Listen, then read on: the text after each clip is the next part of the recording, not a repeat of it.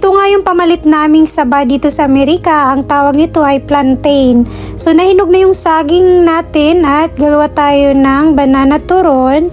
Wala nga lang akong jackfruit. So, pero okay na rin siya kasi masarap din naman at napakatamis din naman tong saging na to.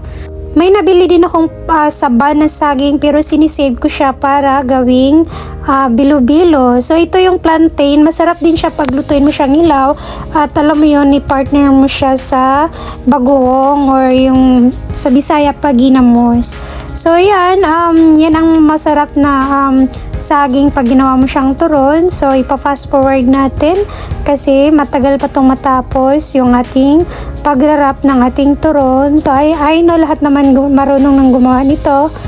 Isa nga to sa paborito kong merienda, itong banana turon at saka banana Q. Mas gusto ko to siya kaysa yung kamuti Q.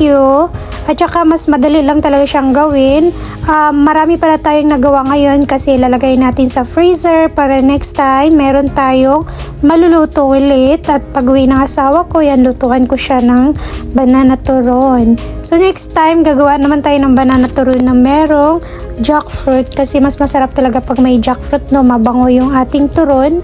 At yun, isisib lang natin at lagay natin sa ziplock.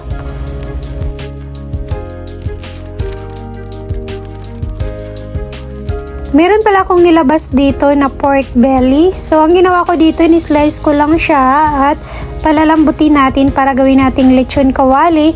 Ang gagamitin ko pala dito is yung air fryer para hindi tayo aksaya sa ating mantika. So, yan, i-slice mo lang siya at timplahan mo para i-boiled natin yan after that. Naglagay pala ako dito ng salt, black pepper, tapos laurel at saka lemongrass.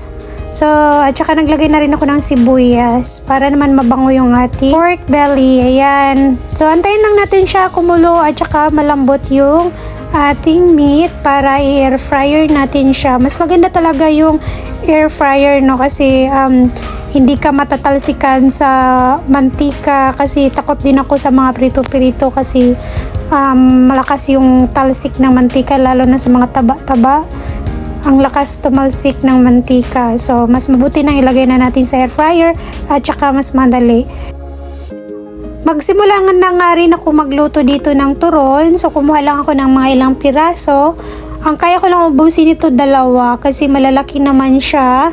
At isisave ko yung the rest kasi kahit malamig na siya at hindi na crunchy, ilalagay mo lang siya sa air fryer. Talagang napakaganda pag meron kayong air fryer.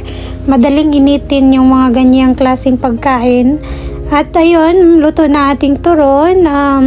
Sa Pilipinas siguro magkano na yung presyo ng ganito, no? Mahal na siguro. At kumuha na rin ako ng talong dyan. Ganito ako magigrill ng talong, guys. Nilalagay ko lang sa stove.